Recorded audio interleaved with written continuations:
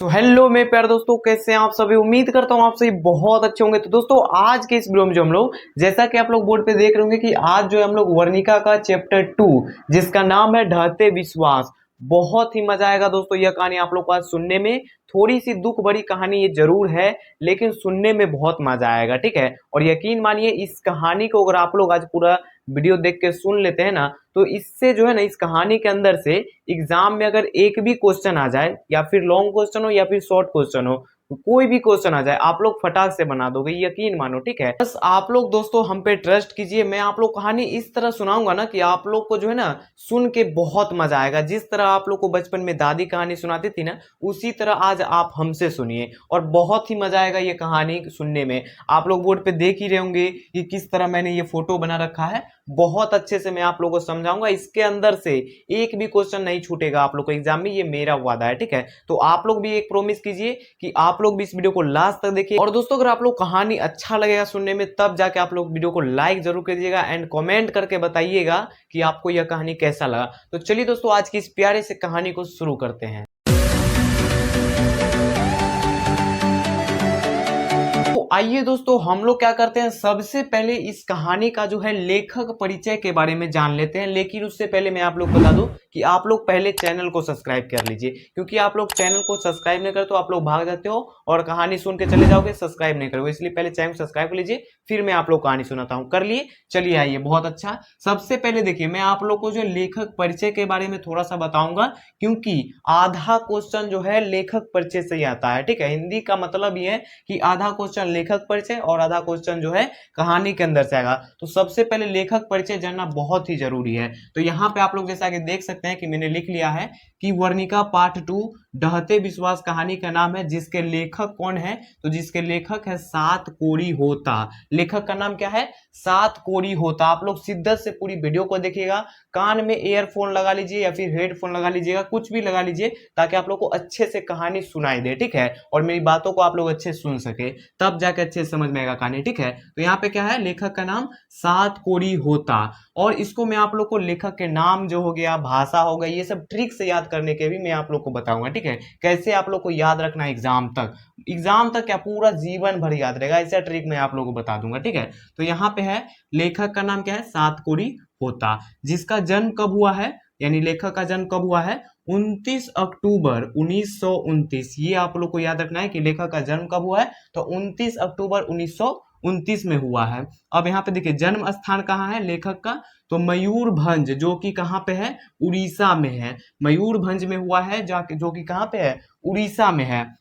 यहाँ तक क्लियर। अब भाषा देखिए, ये जो कहानी का भाषा है, ये कौन सा भाषा है, तो ये उड़िया भाषा है। कौन सा भाषा है, उड़िया। उड़ीसा में है, हुआ है ये घटना, तो इसका मतलब है कि उड़िया भाषा होगा। ये तो सिंपल है, ये तो आप लोग को ऐसे याद हो जाएगा, लेकिन इसको भी ट्रिक से याद करवाऊंगा, ठीक है। यहाँ पे देखिए अनुवादक। अनुवादक का मतलब होता है कि इस कहानी को जो है आज हम लोग हिंदी में पढ़ रहे हैं, इसका मतलब है कि ये कहानी था उड़िया भाषा में, लेकिन आज हम लोग हिंदी में पढ़ रहे हैं। इसका मतलब है कि इस कहानी को कोई ना कोई हिंदी में ट्रांसलेट जरूर किया होगा। तो ट्रांसलेट जो किया है उसी को हम लोग अनुवादक बोलते हैं, या फिर उसको भाषा रूपांतरण बोलते हैं। एग्जाम में क्वेश्चन आएगा कि ढहते विश्वास कहानी के अनुवादक कौन है, तो आप लोग क्या बताना है, राजेंद्र प्रसाद मिश्र। और क्वेश्चन आएगा कि ढहते विश्वास कहानी का भाषा कौन सा है, तो उड़िया भाषा है। और जन्म कब हुआ था, यहाँ पे क्वेश्चन आएगा कि ढहते विश्वास कहानी के लेखक कौन है, तो सात कोरी होता है। इतना याद रखना है। अब आइए ट्रिक से जानते हैं ये लेखक परिचय को। तो देखिए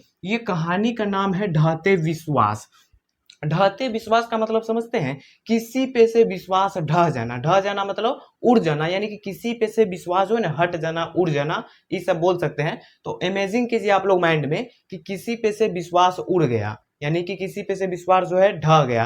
तो विश्वास उड़ गया, उड़ को रिलेट कर दीजिए उड़िया में, उड़ को रिलेट कर दीजिएगा उड़िया में अपने मन में। तो यहाँ पे निकल के आ जाएगा उड़िया, यानी कि उड़ को रिलेट किए उड़िया में, तो उड़िया हो गया इसका भाषा। तो ये हुआ एक ट्रिक भाषा का याद रखने का।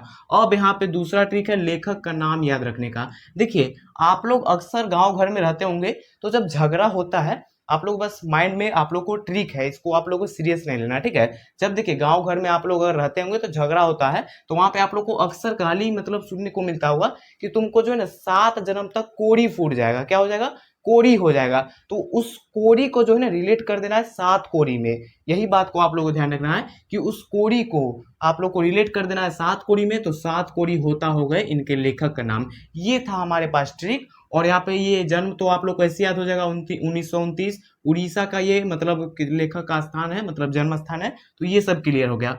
अब हम लोग प्रवेश करते हैं इस कहानी में। लेखक परिचय हो गया, अब आइए कहानी में प्रवेश करते हैं। लेकिन उससे पहले अगर आप लोग को यहाँ तक समझ में आ गया होगा तो वीडियो को लाइक कर दीजिए फटाफट और चैनल को भी सब्सक्राइब कर दीजिए। आइए दोस्तों, अब हम लोग जो है इस कहानी के अंदर चलते हैं और कहानी को सुनते हैं, ठीक है। देखिए, सबसे पहले मैं आप लोग बता दूं कि इस कहानी में कौन कौन है। तो सबसे कहानी में मेन पात्र, कहानी में क्वेश्चन में आप लोग को आएगा कि ढहते विश्वास कहानी का मेन पात्र कौन है, यानी कि मुख्य पात्र कौन है। तो आप लोग को याद रखना है लक्ष्मी। लक्ष्मी जो है मुख्य पात्र है इस कहानी का। और उसके बाद इसके पति का नाम क्या था, तो इसके पति का नाम था लक्ष्मण। और इसके कितनी बेटी थी, यानी बच्चा कुल मिला के बच्चा कितने थे, तो 4 थे। अगर आप लोग को पूछेगा कि लक्ष्मी के कितने बच्चे थे, तो 4। बेटी कितने थे, तो 2 बेटी थे और 2 बेटा थे, जिसमें बड़ा बेटा था एक, और बड़ा बेटा का नाम क्या था, तो अच्युत नाम था। क्या नाम था, अच्युत। और छोटा बेटा था 1 साल का था, मतलब वो मतलब अभी बच्चा ही है, 1 साल का है, ठीक है। तो 4 बच्चे थे लक्ष्मी के। लक्ष्मण जो है कलकत्ता में काम करता था। कहाँ पे काम करता था, कलकत्ता में काम करता था लक्ष्मण, ठीक है। तो इतना आप लोग को मालूम हो गया। ये हमारे पास जो है लेखक मतलब सॉरी ये कहानी में लक्ष्मी के मतलब परिवार के बारे में मालूम हो गया। अब देखिए इस कहानी में क्या होता है कि लक्ष्मण जो है वो कलकत्ता में काम करते रहता है और लक्ष्मी जो है यहाँ पे मतलब लक्ष्मी का घर पहले कहाँ है वो जान लीजिए। तो लक्ष्मी का घर आप लोग को याद रखना है, क्वेश्चन आएगा कि लक्ष्मी का घर कहाँ पे था। तो यहाँ पे आप लोग को याद रखना है देवी नदी के बगल में था लक्ष्मी का घर, जो कि आप लोग को यहाँ फोटो में भी दिख रहा होगा। देवी नदी है उसके बगल में इसका घर है। और देवी नदी के बगल में दलई बांध है। कौन सा बांध था, दलई बांध। इस सब के ऊपर अभी हम लोग चर्चा करेंगे। सबसे पहले इसका घर जान गए कहाँ था, तो देवी नदी के बगल में। लक्ष्मण जो है बाहर में काम करता था। और मतलब हुआ यूं कि इससे पहले जो है ना बहुत बार बाढ़ आ चुका था इस गांव में, जो है पहले बहुत बार बाढ़ जो है आ चुका था। इस बार क्या हुआ कि इस बार जो है लक्ष्मी के पास जो है, पहले आप लोग थोड़ा सा जानिए, लक्ष्मी के पास जो है 1 बीघा खेत भी है। क्या है, 1 बीघा खेत भी है, जो इसके पूर्वज छोड़ के गए हैं, दादा सब छोड़ के गए हैं। तो 1 बीघा खेत भी है, जिसमें जो है इस बार वो लक्ष्मी क्या की है, धान रोपी है। और उससे पहले क्या हुआ था, धान रोपने से पहले देखिए तूफान आया था। क्या आया था, गांव में जो है ना तूफान आया था। और तूफान आने के बाद अचानक जो है सुखाड़ आ जाता है। और सुखाड़ आने के बाद जब ये धान मतलब 1 बीघा खेत में धान लगा देती है, किराए पर हल लेके खेत को जोत के धान लगा देती है। इतना क्लियर हो गया। और लक्ष्मण के कमाई से जो है ना लक्ष्मी मतलब घर का जो है मेंटेनेंस नहीं कर पाती थी।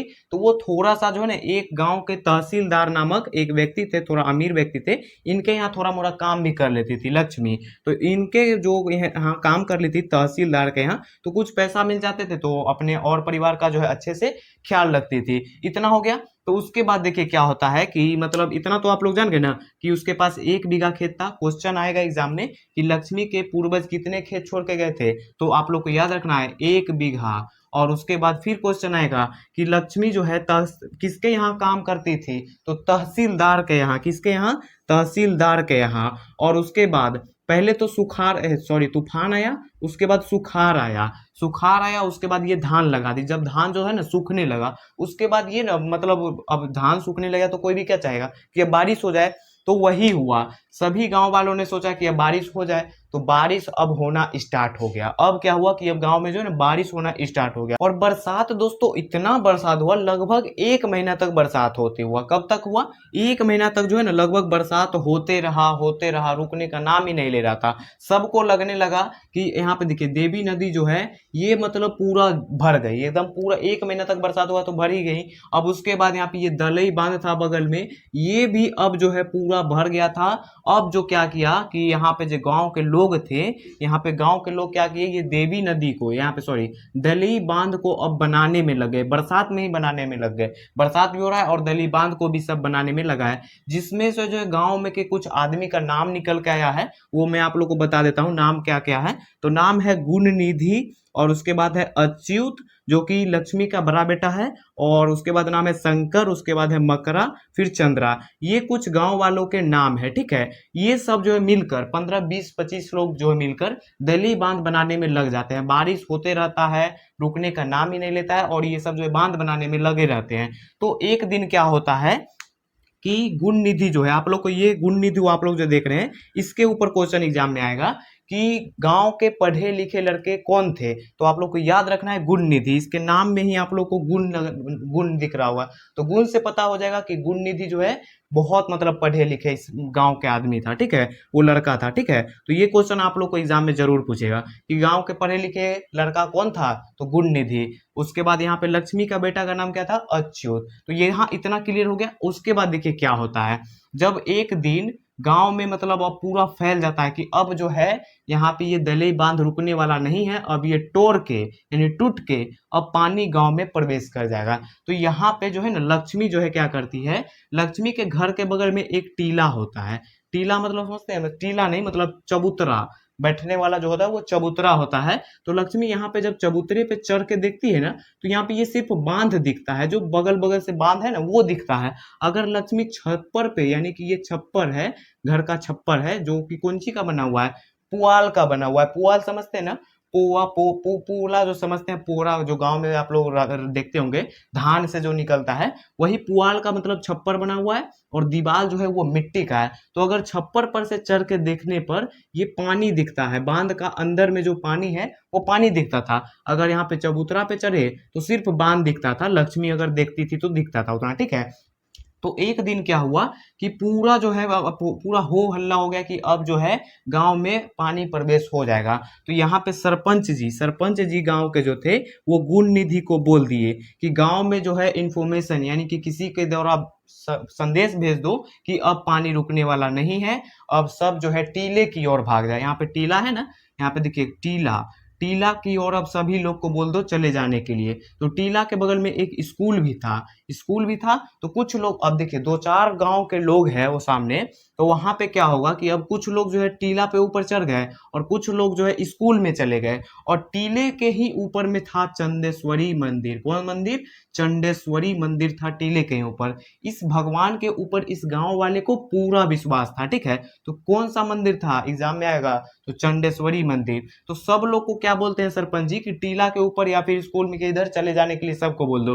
तो गुण निधि जो है संदेश भिजवा देता है किसी लड़के के द्वारा, आके पूरा हल्ला हो जाता है कि अब गांव में पानी आ गया है, अब आप लोग जो है भागिए।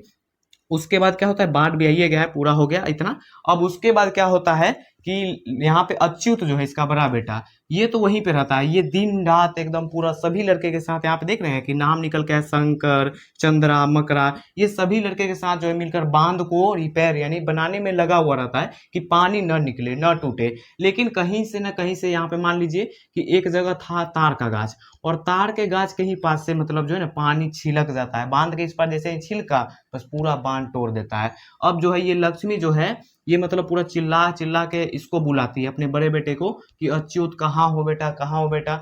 लेकिन ये अब मिलेगा, अब ये यहाँ पे बांध टूट गया, ये बांध के ही पास था, तो कहाँ गया वो पता नहीं। यहाँ पे बुक में नहीं दिया कि मर गया कि क्या हो गया, लेकिन कोई पता नहीं है, ठीक है। और ये चिल्ला चिल्ला के अपने दोनों बेटी को भी और साथ में एक छोटा जो 1 साल का बच्चा था उसको लेके और अब भाग रही है किधर की ओर, टीले की ओर भाग रही है। और भागते भागते जो है वो रुक को भी देखती है और देखती है पीछे कि कहाँ पे है मेरा बेटा। तो उसका अच्युत तो खैर नहीं मिलता है, लेकिन जब ये भाग रही होती है तो जब भागती है तो उसके जो है ना घुटना के पास पानी आ जाता है। तब तक वो भागते रहती है, उसका थोड़ा देर और भागती है तो कमर के पास पानी आता है। कमर के पास पानी आने के बाद जो है थोड़ा दूर और भागती है, फिर रुकती है तो देखती है कि अब हमारे जो है यहाँ पे पानी आ गया, यानी कि गर्दन के पास पानी आ चुका है।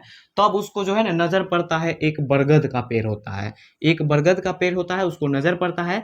और वो अपने दोनों बेटी को जो है दोनों बेटी को पहले टीले की ओर बोल देती है कि तुम दोनों चले जाओ। और एक छोटा सा 1 साल का जो बच्चा है वो और सिर्फ लक्ष्मी, यही दोनों मतलब बच्चे को लेके ही सिर्फ लक्ष्मी रहती है, ये दोनों बेटी को भेज देती है कि तुम दोनों भाग जाओ। उसके बाद क्या होता है कि बरगद का गाछ दिख जाता है, यानी गर्दन तक का पानी आ गया है तो अब सिर्फ गाछ दिखता है इसको। गाछ में क्या होता है कि बरगद का गाछ में वो लटका हुआ नहीं रहता है सोरा, उसको ये पकड़ लेती है। और पकड़ने के बाद ये जो है ना मतलब अब कैसे चढ़ जाती है इसको भी नहीं मालूम है। बुक में लिखा हुआ है कि मतलब ये लक्ष्मी सिर्फ सोना पकड़ती है, उसका कैसे पेड़ पे चढ़ गई वही बड़ी बात है। बेहोश हो जाती है, मतलब ये पकड़ के और बेहोश हो जाती है। उसके बाद वो कैसे चढ़ जाती है वो मालूम नहीं, लेकिन चढ़ जाती है। उसके बाद क्या होता है कि इस पे वो बरगद के गाछ पे लक्ष्मी चढ़ गई, और उसके बाद जो है पूरा गांव पानी से भर जाता है। जो यहाँ पे स्कूल था टीले के पास, वो स्कूल में लगभग 200 आदमी चढ़ मतलब अंदर में घुस जाते हैं। तो अंदर वाला का पता नहीं क्या हुआ, लेकिन जो ऊपर में है स्कूल के ऊपर में छत पे, उनका जो है थोड़ा सा राहत है, क्योंकि वहां पे ना पानी का रेत नहीं है। अगर रेत रहता तो वो लोग भी पानी के रेत में ही बह जाते, लेकिन छत पे जो है उनको रेत नहीं था वहां पे, तो वो लोग अभी तक जिंदा थे, ठीक है। और उसका जो टीला पर है, तो सोचिए कि टीला कितना बड़ा होगा, छोटा सा एकदम पहाड़ टाइप का होगा टीला। तो वहीं पे कुछ लोग जो है वहीं पे एडजस्ट हो गए, और उसके बाद सब एक दूसरे को खोज रहे हैं एकदम कि मेरा बेटा कहाँ है। कोई मतलब एक जो है बोलने नहीं भी नहीं देता है, और दूसरा बोल देता है कि आपने मेरे बेटे को देखा है, आपने मेरे बेटे को देखा है, उसको देखा है। सब मतलब इस तरह भीड़ है ना उस टीले पे कि सरसों जो होता है ना उसको छींटने का भी जगह नहीं, इस तरह भीड़ है। तो यहाँ पे जो है टीला पूरा एकदम पूरा भरा हुआ है। लक्ष्मी अपने 1 साल के बेटे के साथ बरगद के पेड़ पे बेहोश हो जाती है। लक्ष्मी क्या होती है जब इस पे चढ़ जाती है ना तो बेहोश हो जाती है। उसके बाद ये छोटा लड़का इसका कहाँ गया नहीं गया कोई पता नहीं चलता है। और जब 1-2 दिन बाद इसको लक्ष्मी को होश आता है, तो ये देखती है कि हम तो पेड़ पे हैं। और होश आता है तो देखती है कि मेरा बेटा कहाँ है। तो ये पूरा बगल अगल में देखती है, सभी जगह पानी ही है। और होश कब आता है, जब 1-2 दिन बाद जो है सूरज निकलता है, लेकिन क्योंकि 1 महीना से सूरज नहीं निकल रहा था, तो सूरज 1-2 दिन बाद जब निकलता है तो यहाँ पे इसको होश आता है। उसके बाद ये अपने बेटे को खोजने लगती है, लेकिन इसका बेटा अब नहीं मिलता है। किसी दूसरे का बच्चा जो है दह के पानी में इसकी ओर आ रहा होता है। और उसके बाद ये देखती है कि शायद ये मेरा ही बच्चा है, और ये फटाक से ले लेती है इसको गोद में, जबकि वो बच्चा भी मरा हुआ है, उसका शरीर पूरा फूला हुआ है। फिर भी इसको लगता है कि ये मेरा ही बच्चा है। ये बच्चे को लेके अपना जो है वो मतलब स्तनपान कराती है, ठीक है। तो ये बच्चे को मतलब अपना ही समझ लेती है। और जब इसको होश आता है ना तो ये देखती है कि कहीं पे वो लोग दह रहा है, कहीं पे वहां पे गाय है, कहीं पे भैंस है, बकरी है, सब दह रहा है एकदम पूरा। जो बच गया टीले पे चढ़ के, जो नहीं बचा पूरा एकदम पूरा पानी में। सोचिए, इमेजिन कीजिए कि किस तरह दह रहा होगा। तो उसी तरह जो है यहाँ पे जो है लक्ष्मी को फिर होश आता है, और ये बच्चे को स्तनपान कराती है, और कहानी यहीं पे खत्म हो जाता है। और यहाँ पे कहानी खत्म हो गया। अब मैं आप लोग को बता देता हूँ कि ये जो कहानी का नाम है ढहते विश्वास, ये क्यों पड़ा। तो ये इसलिए पड़ा क्योंकि यहाँ पे आप लोग ये चंडेश्वरी जो मंदिर था इस गांव में, इस भगवान के ऊपर गांव वाले को पूरा विश्वास था। लेकिन ये घटना होने के बाद जो है अब भगवान पे से किसी पे अब विश्वास नहीं रहा, यानी भगवान पे भी विश्वास नहीं रहा कि वो भी अब मतलब किसी को नहीं बचा सकते। तो इसीलिए जो है ना इस कहानी का नाम पड़ गया कि ढहते विश्वास, किसी पे अब विश्वास नहीं होता है। इस मतलब मंदिर न भगवान के ऊपर न लोग के ऊपर, किसी के ऊपर नहीं। तो इसीलिए इसका नाम क्या हो गया, ढहते विश्वास पड़ा है, ठीक है। और लगभग चीज तो यहाँ पे कवर हो गई होगा। एक चीज छूट गया है कि हीराकुंड बांध कहाँ है। तो हीराकुंड बांध जो है महानदी के ऊपर है। और कहाँ पे है तो आप लोग को याद रखना है, उड़ीसा में है। कहाँ पे है तो उड़ीसा में है हीराकुंड बांध, जो कि कौन सी नदी पर है तो महानदी पर। ये ऑब्जेक्टिव में पूछेगा कि हीराकुंड बांध जो है किस नदी पर है तो महानदी पर है। और कहाँ पे है तो उड़ीसा में है। अब आप लोग हमको टेस्ट देके बताइए तो जो ये कहानी समझ में आया कि नहीं आया। तो देखिए सबसे पहले मैं आप लोग से क्वेश्चन आएगा एग्जाम में, बुक में ले लेता हूँ, आप लोग से क्वेश्चन पूछता हूँ। देखिए आप लोग से क्वेश्चन पूछेगा कि देखिए लक्ष्मी कौन थी, उसकी पारिवारिक स्थिति का जो है ना चित्र प्रस्तुत कीजिए, यानी कि उसके पारिवारिक स्थिति का वर्णन कीजिए। पहले पूछेगा लक्ष्मी कौन थी, आप लोग को ये बुक देख रहा होगा वर्णिका, और पूछेगी क्वेश्चन में कि लक्ष्मी कौन थी। तो आप लोग को बता दूं कि लक्ष्मी जो थी वो मतलब जो लक्ष्मी कौन थी, लक्ष्मण के पत्नी थी, और उसके 4 बच्चे थे जिनमें 2 बेटी थी। एक बड़ा बेटा अच्युत था, 1 साल का बेटा था। और वहां पे उसका घर जो था देवी नदी के बगल में था। इतना लिख दोगे। अब तो आप कहानी सुन रहे तो आप लोग बना के देखिए, आंसर जब भी लिखेगा तो अपने भाषा में बना के लिखेगा। ये बुक वाला भाषा में नहीं लिखना है, अपने भाषा में लिखना है। जिस तरह भी आप लोग कहानी सुने अपने मन से क्वेश्चन बना के लिखिएगा वहां पे, ठीक है। जो मन में आए वो लिखिएगा, कहानी के अंदर से ही लिखना है, ठीक है। तो अपने से बना के लिखना होता है आंसर को। अब दूसरा क्वेश्चन पूछेगा कि कहानी में आए बाढ़ के दृश्यों का चित्रण अपने शब्दों में प्रस्तुत कीजिए। देखिए यहाँ पर भी बोल रहा है अपने शब्दों में। तो मैंने आप लोग को बताया ना कि जब इसको होश आया था तो यहाँ पे ये क्या देखी कि कहीं पे गाय दह रहा है, कहीं पे बकरी दह रहा है, कहीं पे कोई आदमी दह रहा है, मतलब यही सब पानी में इसको दृश्य नजर आया। तो बस यही सब लिख देना है, ठीक है। इसी तरह आप लोग को जो है एक और क्वेश्चन पूछ देगा कि कहानी लक्ष्मी के व्यक्तित्व पर विचार कर, यानी उसके चरित्र चित्रण के बारे में बोल रहा है। तो लक्ष्मी के चरित्र चित्रण कैसा था, आप लोगों को कैसा लग रहा है कि ये जो थी बहुत ही मतलब सुशील, मतलब लक्ष्मी जो है सुशील मतलब औरत थी, और इनके पति का नाम लक्ष्मण था, इसके 4 बच्चे थे। यही सब लिख देना है, ज्यादा कुछ नहीं लिखना है। बस ये सब 2 नंबर का क्वेश्चन है, 4 से 5 लाइन लिखते हैं आप लोग को 2 नंबर मिल जाएगा। कोई डिटेल में 1-2 पेज नहीं लिखना होता है। तो उम्मीद करता हूं दोस्तों कि आप लोग को यह कहानी जो है बहुत अच्छे से समझ में आ गया होगा। और इस चैप्टर से अब तो ना ऑब्जेक्टिव छूटना चाहिए एग्जाम में और ना ही सब्जेक्टिव। तो कहानी अच्छे से समझ में आ गया होगा तो वीडियो को लाइक कर दीजिएगा और कमेंट करके बताइएगा कि आप लोग को यह कहानी कैसा लगा। तो चलिए मिलते हैं हम नेक्स्ट वीडियो में। अभी तक अगर आप लोग चैनल को सब्सक्राइब नहीं किए तो सब्सक्राइब जरूर कर लीजिएगा। चलिए मिलते हैं नेक्स्ट वीडियो में, तब तक के लिए बाय बाय दोस्तों।